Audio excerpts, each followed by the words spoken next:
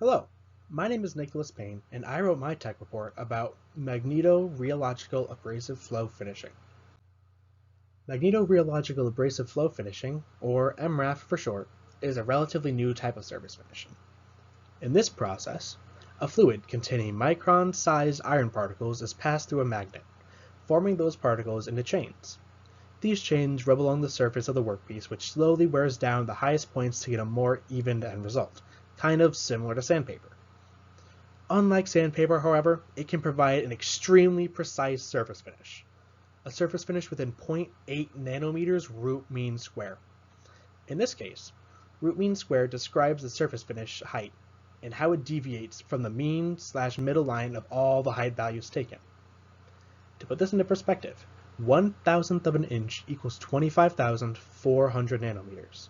When measuring with root mean square, keep in mind the higher the number, the rougher the surface will be. Here is a simplified side-cut view of the MRAF process to get a rough approximation of the internal view and how it works.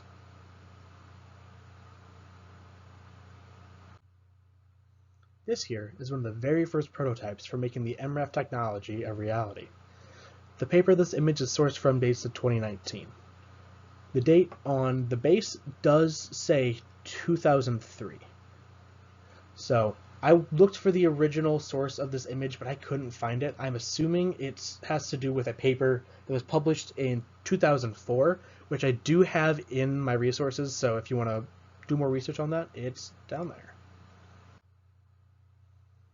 At this point in time, there are two separate types or subtypes of the MRAF process. These are magnetorheological abrasive honing and rotational magnetorheological abrasive flow finishing. Magnetorheological abrasive honing is extremely similar to, traditional honing, except instead of a grinding wheel being used, the RF fluid is being used. With rotational magnetorheological abrasive flow finishing, the workpiece is rotating. This provides faster machining times and a better surface finish overall.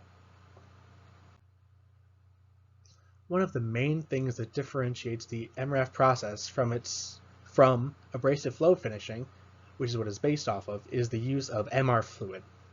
MR fluid's properties can be changed quite easily, especially if an electromagnet is being used. The chains created in the presence of a magnetic field can be strengthened or weakened, depending on the strength of the electromagnet. The higher the magnetic forces in the MR fluid, the greater the strength of the chains. The weaker the strength of the magnetic field, the weaker the chain. AFM fluid contains no magnetic grains, but does require less advanced machinery. In conclusion, MRAF can be extremely useful in areas or situations where extremely tight tolerances need to be met. This technology is still relatively early in development, and as of now, the majority of its uses are in researching the process itself.